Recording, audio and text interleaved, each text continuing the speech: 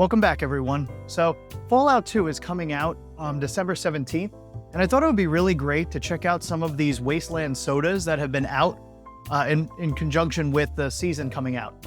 So I've got 3 sodas here that I'm going to be trying today, and then afterwards I want to check out the actual Fallout trailer because I haven't seen it yet. So the 3 sodas that we're going to be looking at are, we've got Nuka-Cola Quantum, which if you've played Fallout 4, you would know that that is where it came from originally. We've also got Nuka-Cola Victory, and I believe this one also came from Fallout 4. And then my personal favorite game, not sure about soda yet, is going to be Sunset Sarsaparilla. In truth, these took a long time for me to actually get because they just take a long time. I don't know what happened, but I ordered Sunset Sarsaparilla about a month and a half ago. I finally got it, and I've been waiting for it to show up so that I can actually do this video. So what I'm going to be doing is, I think I'm going to do them in order of what would have come first in the series, and then I'm going to kind of rate them and try them out a little bit. So let's go along on this journey. Before we begin, I do want to share some of the merchandise I've gotten lately. So first of all, you can see I've got the Vault-Tec Vault 33 sweatshirt. This came from IGN, and when I got it, it was actually really cool. It even comes with a tag that says property of Vault-Tec, and then when you flip it over, it says, "Welcome Vaulters, building the future of America together." See that? So it came on this sweatshirt, which was really cool. Kind of like a little piece of memorabilia, kind of like really makes me feel like I'm even part of the Wasteland. And if you've seen Fallout Season 1, you know that this is Lucy's vault. Some of the other things I got when I got the Sunset Sarsaparilla bottles is I got some of these, like, if you've played Fallout New Vegas, you would have seen these kinds of like billboards out there.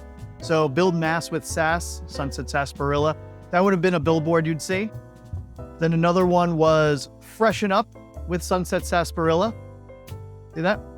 And the third one that I got along with that was the most popular beverage in the West. And the fourth one, which you may have seen like on a, like on the side of a building or something, it's kind of like faded, or you might have seen it as a billboard, but a fresh delight, Sunset Sarsaparilla. It's pretty cool. So, Jones Soda Company went out of their way to make these little things to go along with their soda. So I guess I can say that it was worth the wait because it's part of the experience. Something else I want to show is that not only does it come with its own 4-pack carrier, but it also says that there are Blue Star caps in here, just like in New Vegas. So it says, "Howdy, stranger. Word in the Wasteland is that every so often a Sunset Sarsaparilla hides a rare blue star under its cap. What's it worth? Well, that's for you to find out. Snag yourself a bottle, keep your eyes peeled for that star, and scan the code to see where the trail leads." So I'm kind of curious to see if maybe all 4 of these have like a blue star and you could get a little something, or if it really is rare and I'm only going to see, 1 out of 4 or something like that. So having said all of that, let's get started. I'm going to crack open the Sunset Sarsaparilla. Gives me the nutrition facts, 160 calories. Good thing I don't really need to eat the rest of the day in order to keep my calorie count low. It's got carbonated water, cane sugar, natural flavor, caramel color, citric acid, potassium sorbate, and sodium benzoate. Pretty typical, I would think, in the Wasteland and in reality. So I'm going to crack this open and let's see what it's all about. All right. Oh, and I see, I can't really show all the QR code, but there's a QR code underneath the cap. So, I'm going to have to scan that and see what I can get. All right. So Sunset Sarsaparilla, here we go.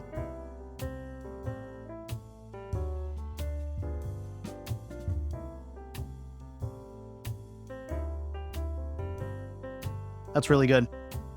It tastes kind of like a root beer cream soda together.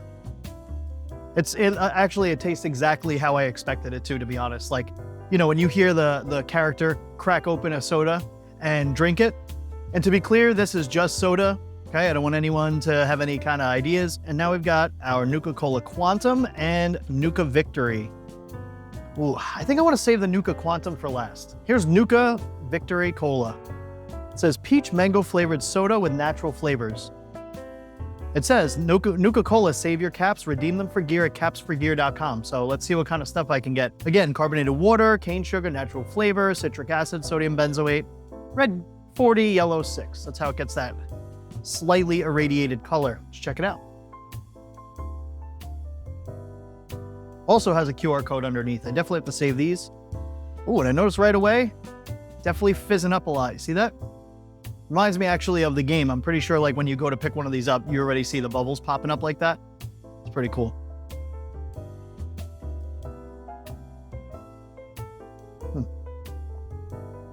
That's pretty good too. I have to say. I didn't really know what to expect, I guess. I guess I expected this to be more like a cherry or cherry lime or something like that. Whereas Sunset Sarsaparilla, like I already kind of felt like I would have tasted exactly what it was like, but this is good. This is very good. Yeah, I mean, I gotta be honest. I think both of them are equally awesome. This definitely, like this could have gone the way where it's like extremely sugary and just sweet, but I have to say it's pretty well balanced. 29 grams of sugar. Sunset Sarsaparilla is 40. All right, just wanna cleanse my palate a little bit. Nuka Cola Quantum. Now that is irradiated. That's straight up irradiated. Now it says here, with its unique flavor and distinct bluish glow, Nuka Cola Quantum was poised to dominate the soft drink market. Unfortunately, it was released to the public on October 23rd, 2077, the same day that the bombs fell. Now it says 140 calories as opposed to 160, 120. Again, carbonated water, cane sugar, citric acid, natural flavors, modified food starch, sodium benzoate, potassium sorbate, ester gum, blue one. I think that's all of what it says on here. All right, here we go.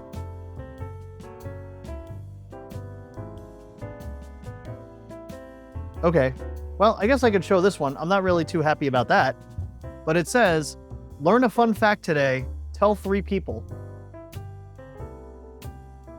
So that's, yeah, all right, that's a little disappointing.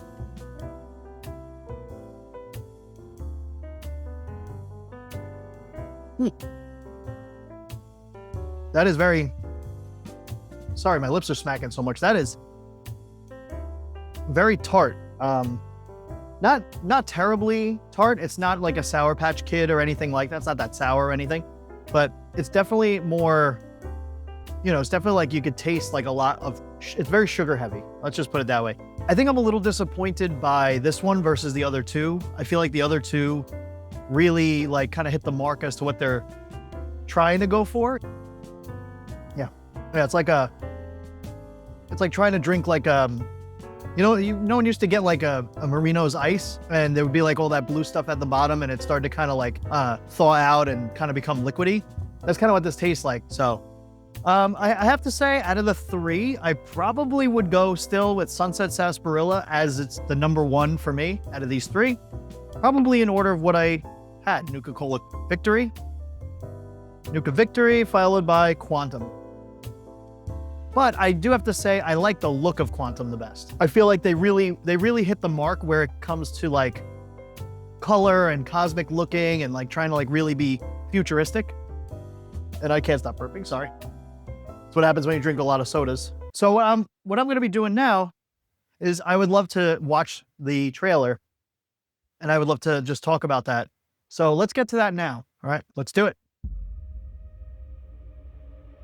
So I've seen a lot of things.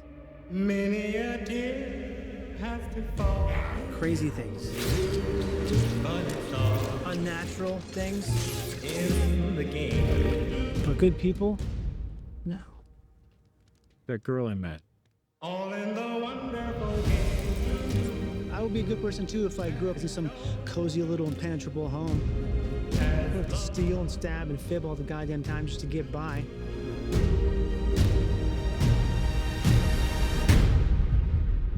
What exactly is it you plan on doing once we find your daddy? Gonna bring him to justice. So people know that how they conduct themselves matters. They don't give up hope. The stuff we fight for?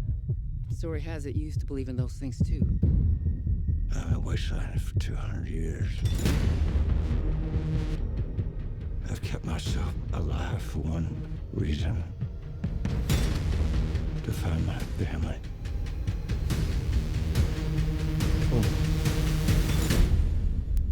Well then, you're gonna need friends. There's a war coming. Oh boy. Soon he'll be there at your side. With a sweet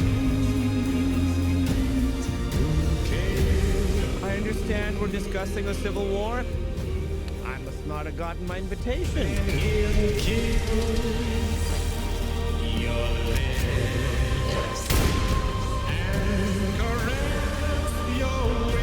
We're actually beginning to get along.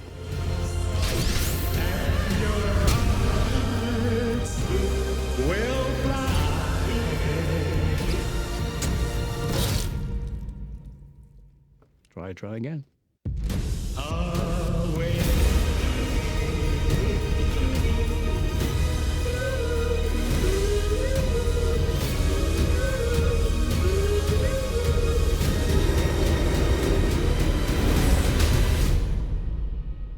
So this is Vegas, huh? I'd ask why my dad ran into a den of monsters, but he'd probably just tell me to shut the fudge up.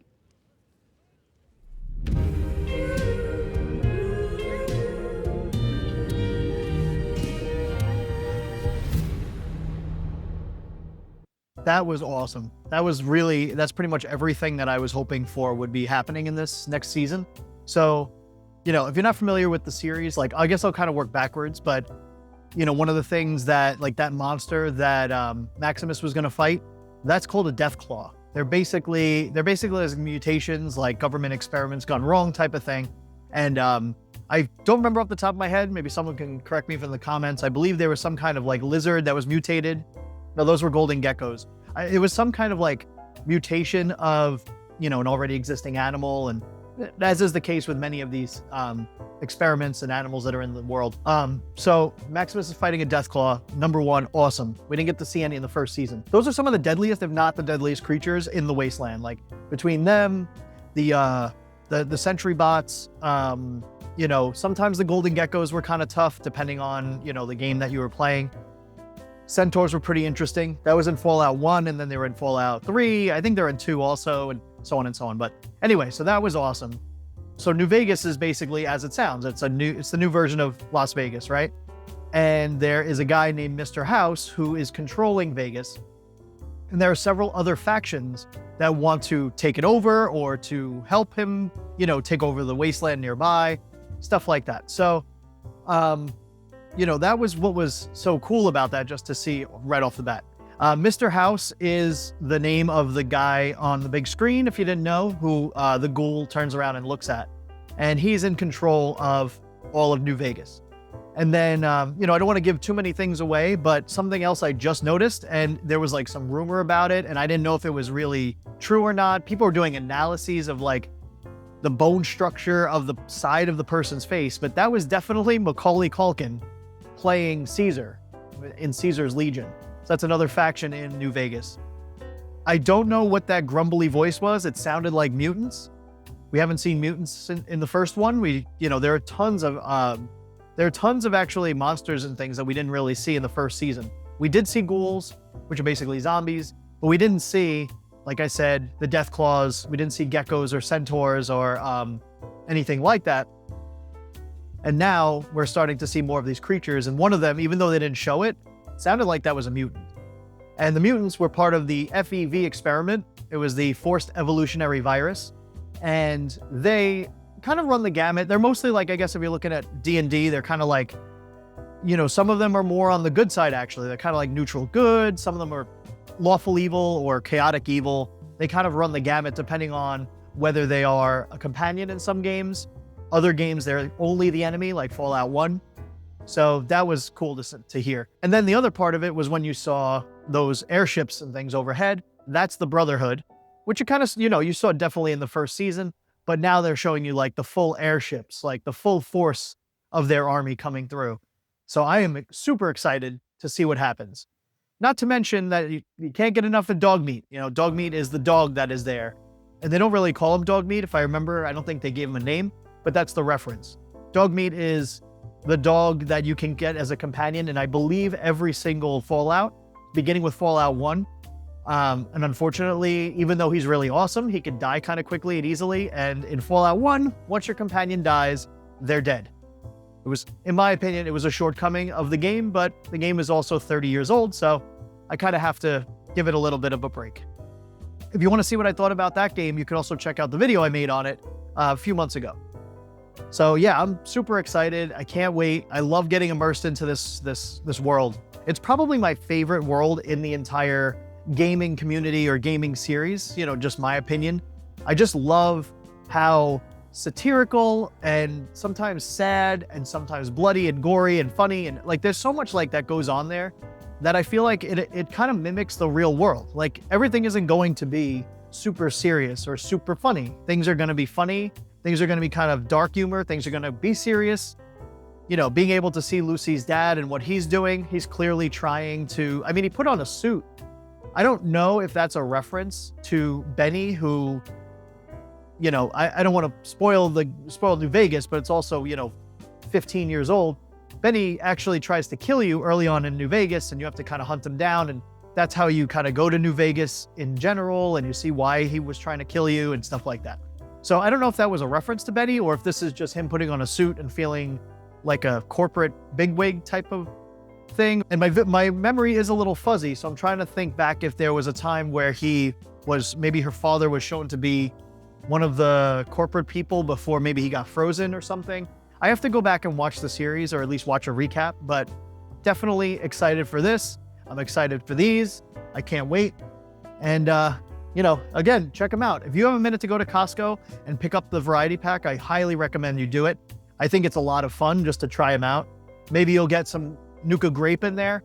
That one wasn't really a big one, if I remember correctly. That wasn't really like a major one. It was always Nuka Cola, Sunset Sarsaparilla in Vegas, and then Quantum and Victory and Grape were all in 4. So I'm very excited. I can't wait. So with that, I hope to see you back in the wasteland next time, and hope you enjoy Fallout Season 2.